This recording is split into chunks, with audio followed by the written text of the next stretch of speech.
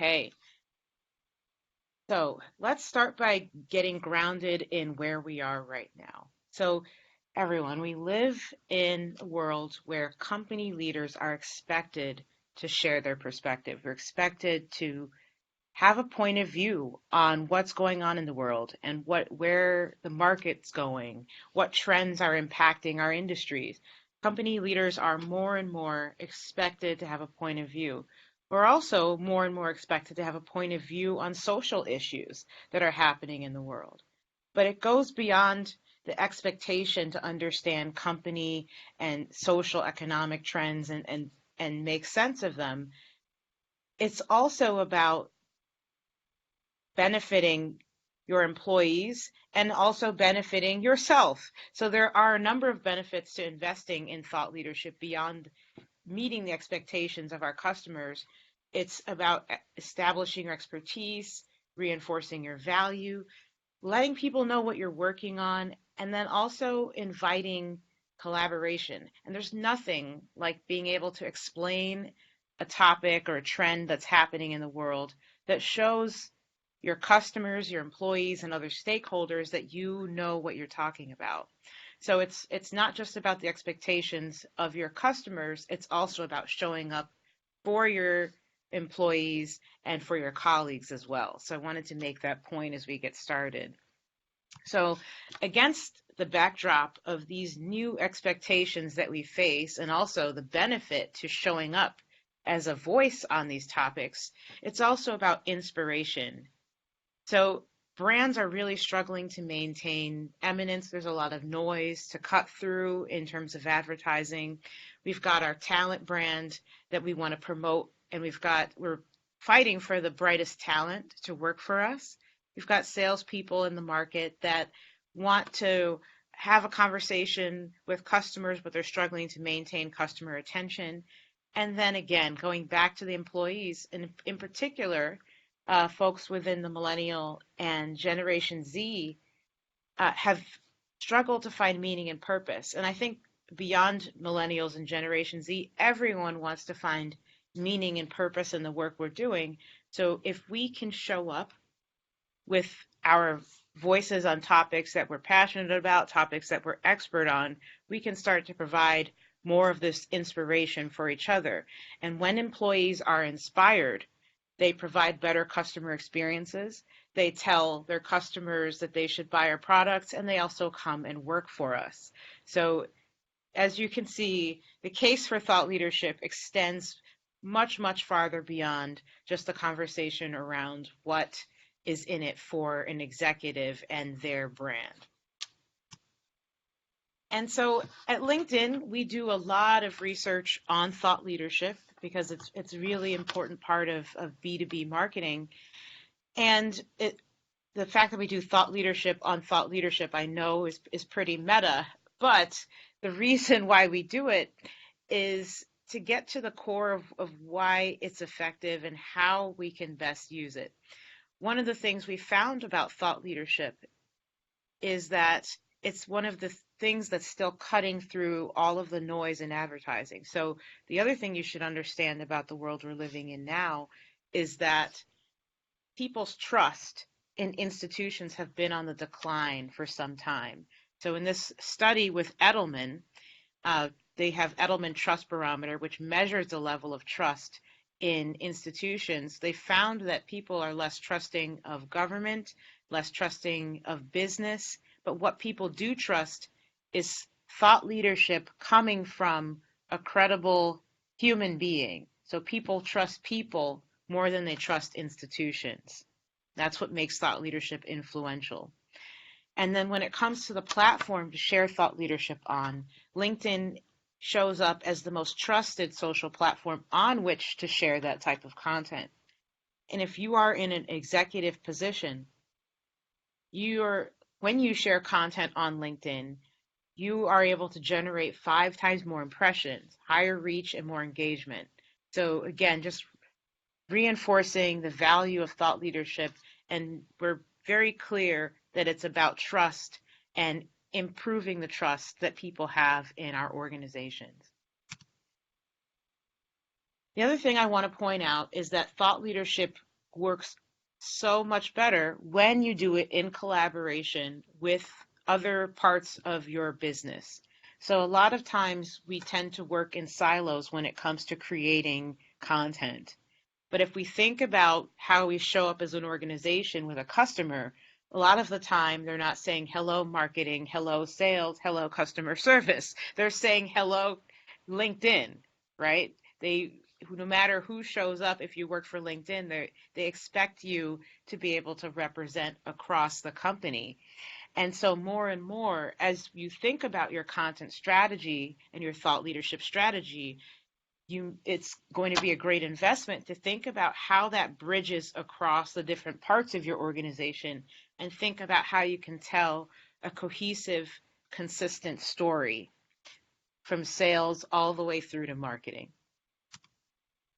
So before we dive into the content on how to show up as a thought leader, I call this the prerequisite step to beginning. The first step really does start with having a great profile. I call it the conversation before the conversation. Before people meet you, one of the first things they'll do is search your name. And when they search your name, more often than not, the first result that shows up is your LinkedIn profile. And so the question then becomes, what story are you telling?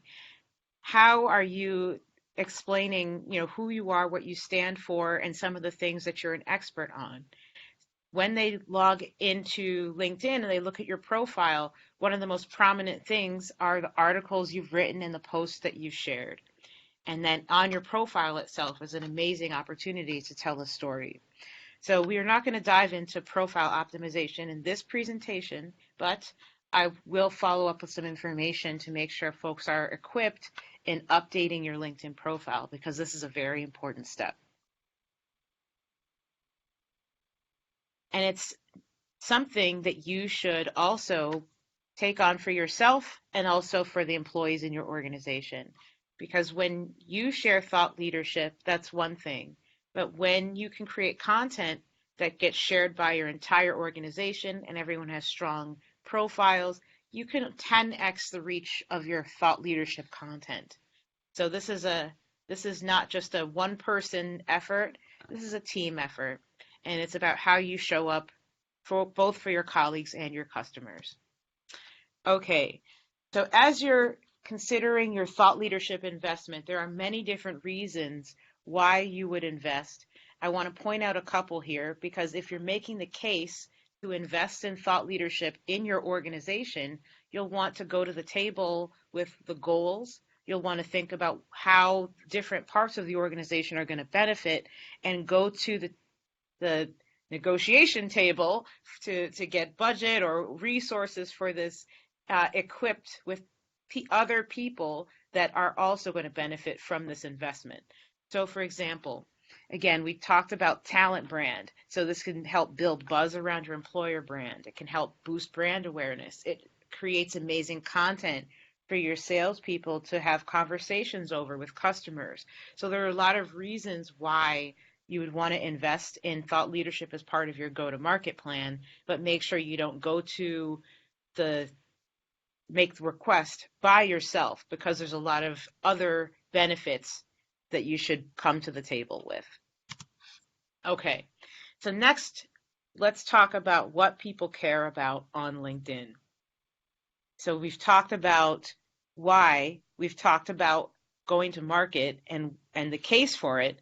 So now we're ready to invest. What do people care about on LinkedIn?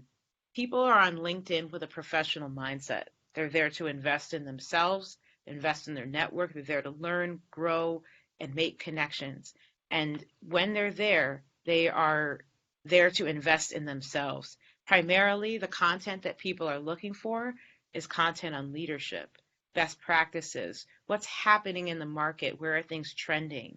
So as you start to think about how you frame the thought leadership, it's important to understand that these are the topics and the mindset that people are in, that professional mindset. And then it's not just about sharing content in a one-way conversation. What you invest in on LinkedIn is really a two-way street. You should be looking to drive a conversation. And so we want to also share thought leadership that people will engage with. And what works for that is to reflect on what's happening in the world. Ideally, your content should be useful, but it should also be entertaining because these are human beings revealing. You should be revealing trends and revealing things that are educational, informative. One of the top performing articles on LinkedIn of all time was an article someone wrote on the answer to the question, what is the best answer to sell me this pen? So it was a sales article. It was humorous. The answers to sell me this pen were pretty funny. And it provided a learning opportunity for salespeople, but was also, again, very entertaining. So being helpful and entertaining works really well with the LinkedIn audience. All right. So now that we have some background on the type of content that works on LinkedIn, let's talk about execution. So there are really 4 steps to bringing that thought leadership to LinkedIn. And it starts again with creating compelling content, defining your approach, engaging and nurturing, and then measuring and optimizing. So I want to point out here, again, this isn't a one-person effort. What works really well is to look at inside of your company and see who's already showing up powerfully on social media. It works if you identify people in your organization that are obsessed about taking care of customers, that are courageous, that have a great voice in the way that they show up on social media, and you look to how you can empower them to connect what they're saying to your overall company strategy.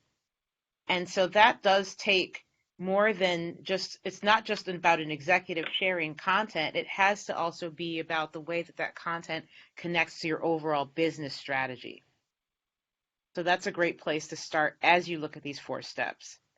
Now, let's talk about creating excellent content because it's not easy to do. And I want to tell a quick story as we talk about an approach to creating strong content.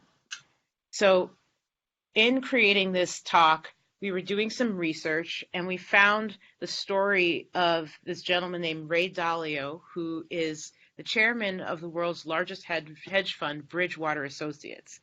They have a very successful hedge fund. And part of the reason why they have a successful hedge fund is because of an algorithm they use that helps to determine the way they should be investing. Now, this algorithm was so successful that they decided to take the algorithm and see if they could apply it to their internal meetings.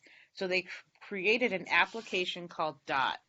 And with that application, they're able to rate the decision-making points of their colleagues in meetings in real time.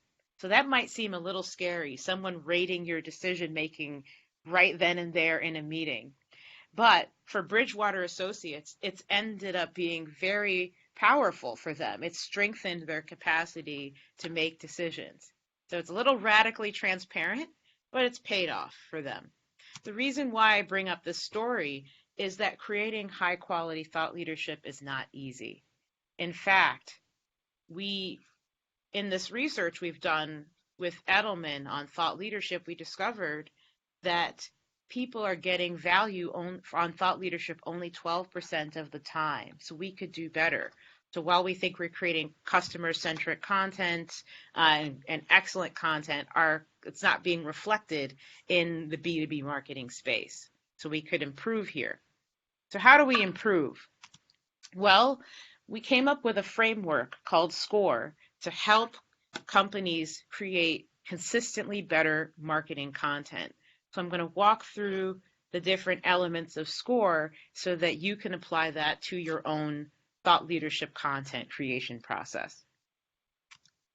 So first up is S. S is for structure, and structure gives thought leadership simplicity. So if you look at these different Disney movies, The Lion King, Finding Nemo, and WALL-E. The Lion King is about a lion trying to find his way home. Finding Nemo is about a fish who's trying to find his way home. And WALL-E is about a robot in space. who's trying to find their way home. And so the most powerful stories, like these Disney movies, have a very strong story arc. It has a beginning, a middle, and an end, and there's an arc that makes it memorable, that has people get connected to it. And so as we think about the thought leadership that we produce, we want to also invest in structure. So here's an example. This is a asset from the Google Cloud Platform team. And as you can see, this is the structure that they follow as they invest in their thought leadership. And it follows this arc, and it makes it very reproducible. It also makes it memorable to customers who review these assets because they're already familiar with what's going to be inside of it. So in essence, we should not be creative with the structure of our thought leadership. We should get creative with the content inside of it. And that structure is going to make it memorable and give it simplicity. Next up is C in SCORE. C stands for contrarian, and contrarian makes it interesting. So we love these 2x2 matrices at LinkedIn. Let me break this one down for you. So you can be contrarian, against the crowd, consensus, with the crowd, or you can be wrong or right. So there's no value in being wrong. We're not going to be devastated by it because we're all growth mindset people, but there's no value there. There's no value in being consensus and right because everyone is there, so your advantage gets competed away. So in essence, what you want to do is do what no one else is doing and be right about it. And that's how you can capture the value of an entire opportunity. Now, by being contrarian and right, you are grabbing people's attention. You are being a little bit provocative. You're going against the grain. You're thinking about what is a question that a customer has that hasn't been answered. What is something that's impacting the entire industry that's important, but that no one else is talking about? That's what investing in being contrarian looks like, and that makes your content very interesting to the folks that you're looking to attract. Next up is O. O is for ownable, and ownable makes thought leadership very distinctive. So we often talk about the amount of waste that we have in advertising. So we're not sure who we're reaching, but let me tell you what the real waste is. So in that same study, we found that 84% of buyers are incorrectly identifying the brand behind an ad. So we're doing a lot of work on the creative. We spent time building the content, but then our customers aren't recognizing that it's coming from our company. So what do we do about this? So we want to be distinctive with our brand assets. And so take a look at the image on the left. So there are two brands here. And the first one, I'm going to let you think for yourself if you recognize the first brand in the gray and the blue. I want you to keep a brand in your mind. And then do you recognize the brand on the bottom with the green, the white, the red, the yellow? So I'm guessing many of you do recognize these brands.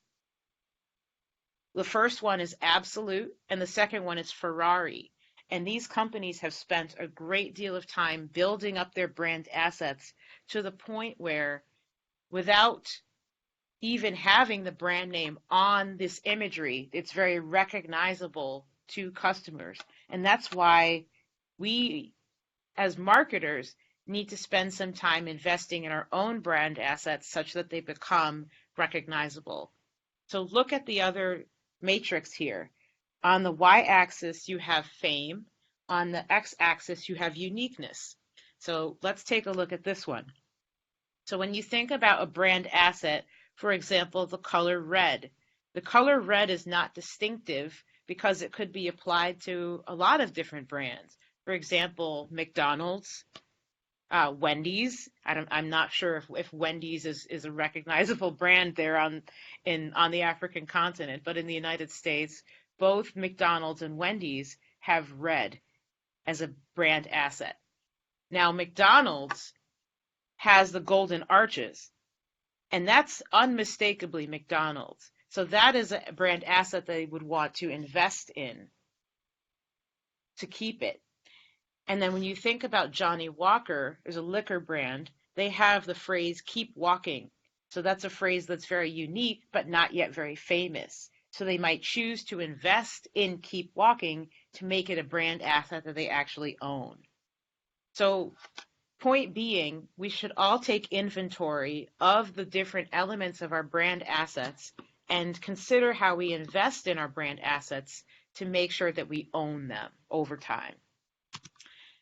Next up is R. R stands for replication, and replication makes it valuable. So we know how difficult as marketers it is to create content. We live in a world where anyone can write a 500-word article. But there's a lot of noise in the industry. And as we know, newspapers are struggling to monetize their approach because they have to generate content quickly every day. And being on the cutting edge of creating content is challenging. Hollywood has a more profitable approach.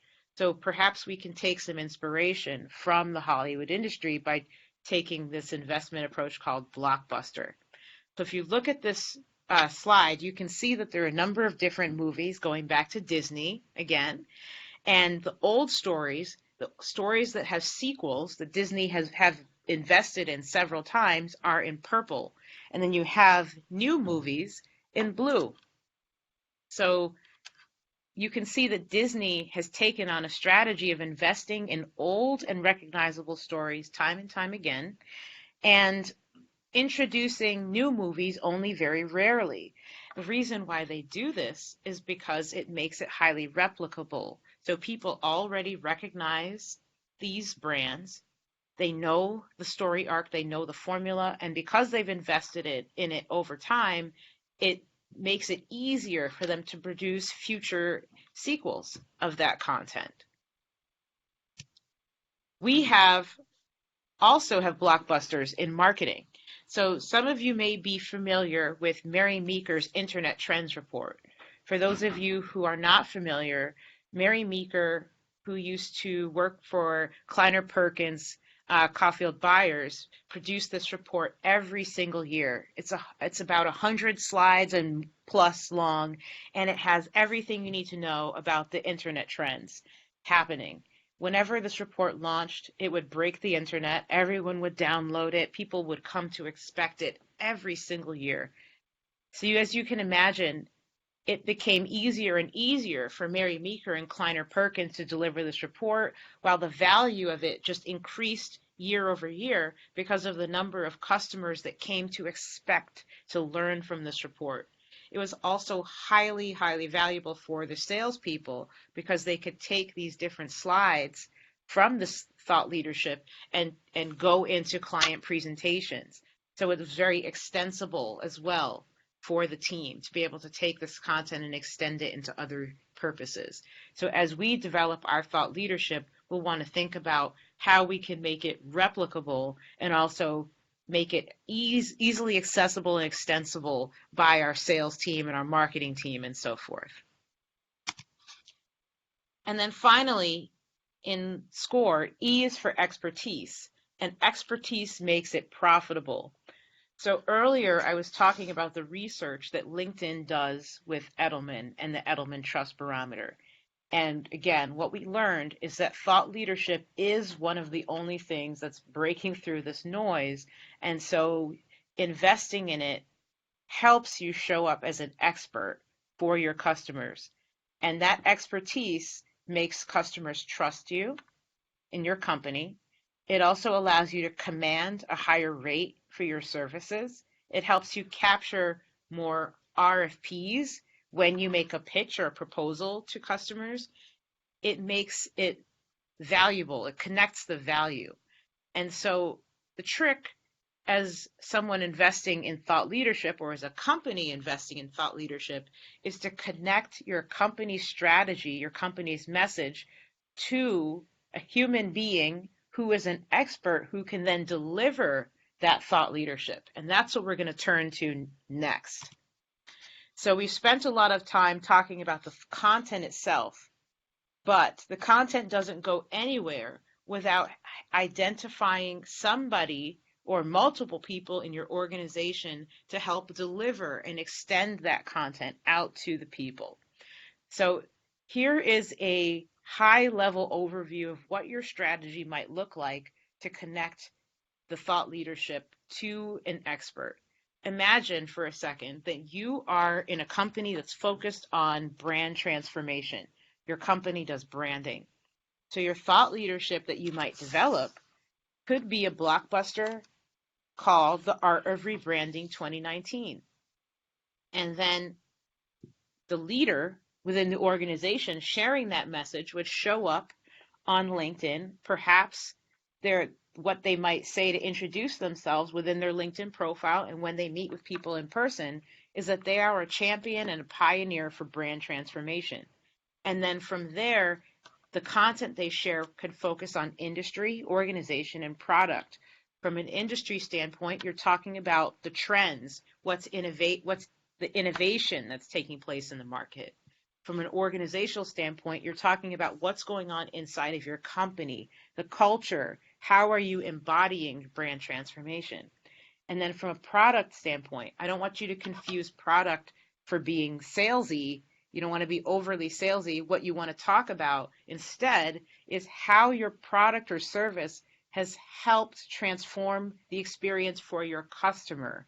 Do you want to tell customer stories as you talk about product transformation with your clients?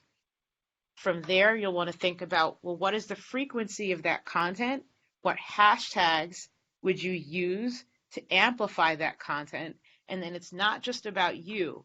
You also want to identify other influencers who are talking about this content in the space and tag them in your content so that you're creating more of a conversation. Because again, it's not a one-way street. It's more powerful when you focus on how are you driving a conversation. So it can be very challenging for leaders to really define what their niche is. And I think that's really important because we're trying to connect a leader's niche to the overall strategy of your organization. So as you coach your executive leaders within your company, what you'll want to coach them to get clear on is the intersection between what your audience wants, what they are an expert in, and then also where is the untapped opportunity. And at the intersection of that is how you can show up and deliver value in the way that you express the thought leadership that your company has invested in. Now, we've talked a lot about content and the why and given some background on what's important and how you show up as a thought leader. But again, none of this matters unless that content is actually getting into the hands of the people. So here's how you now share content on LinkedIn.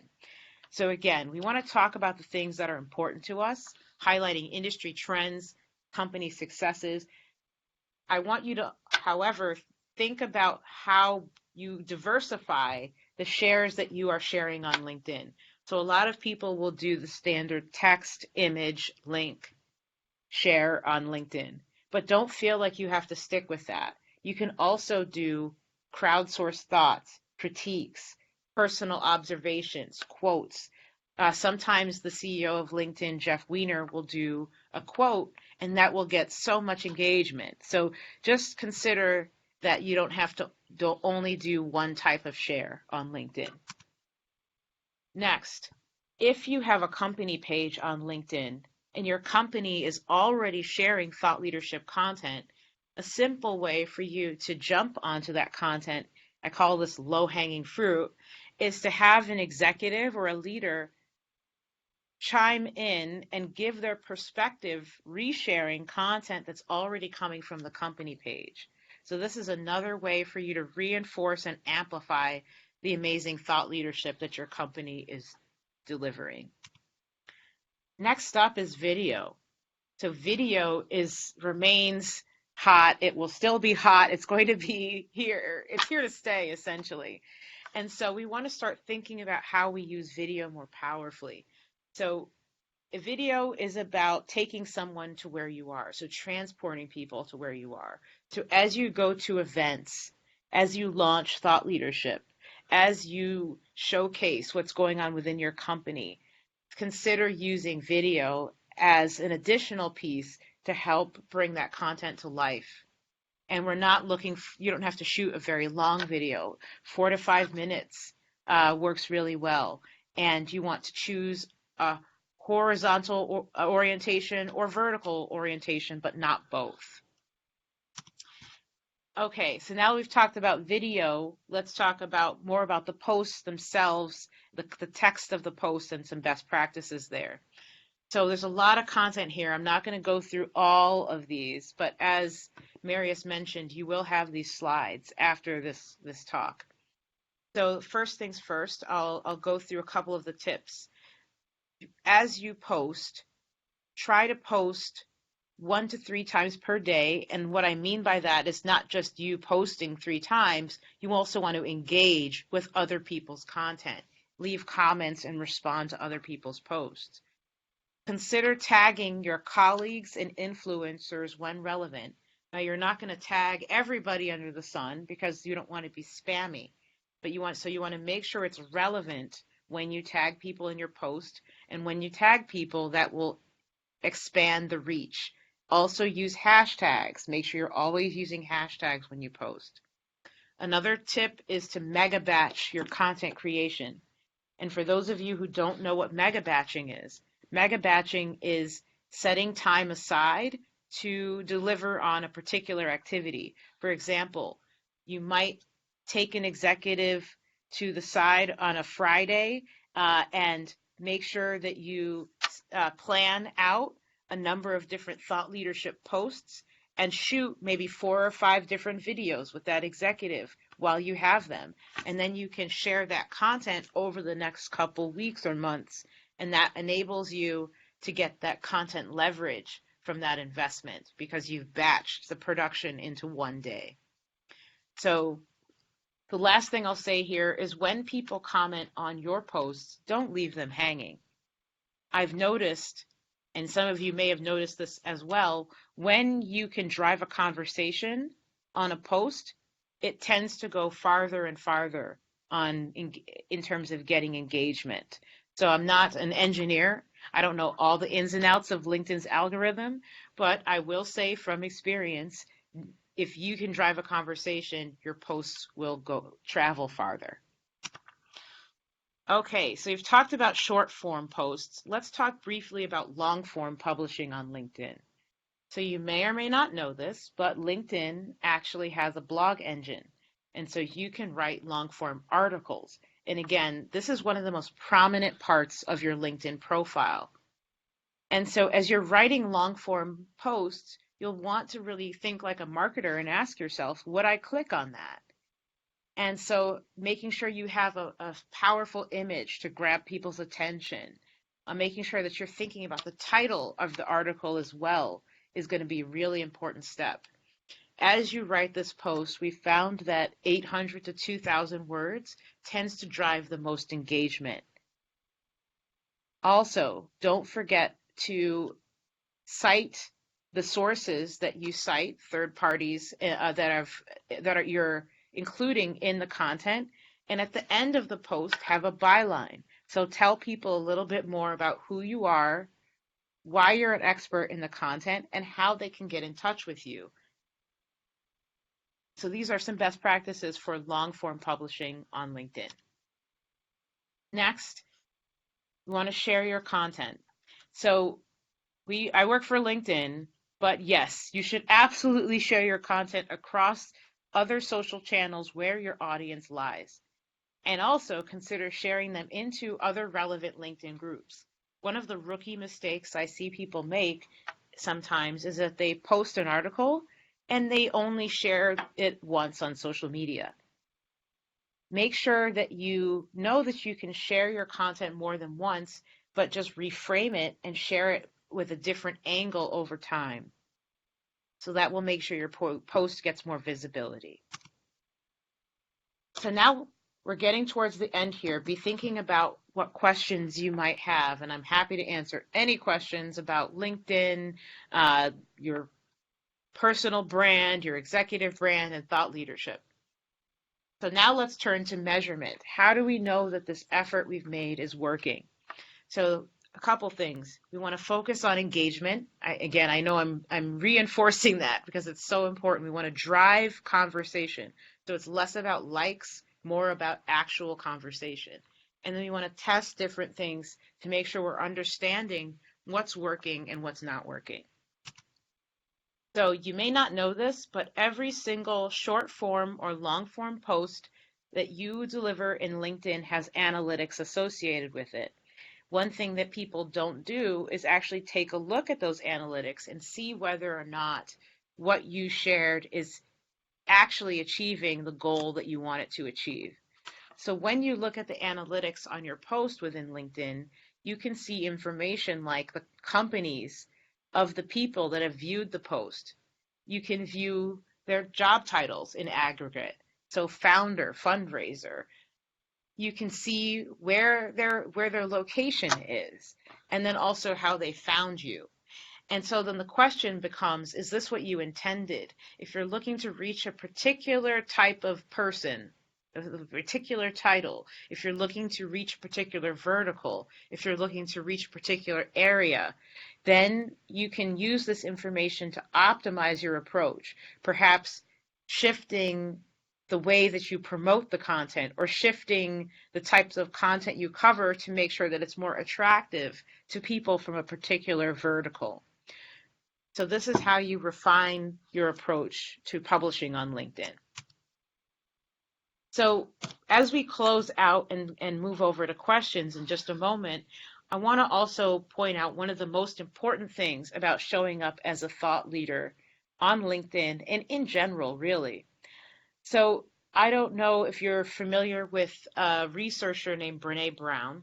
If you're not, she has one of the most watched TED Talks of all time on the topic of vulnerability.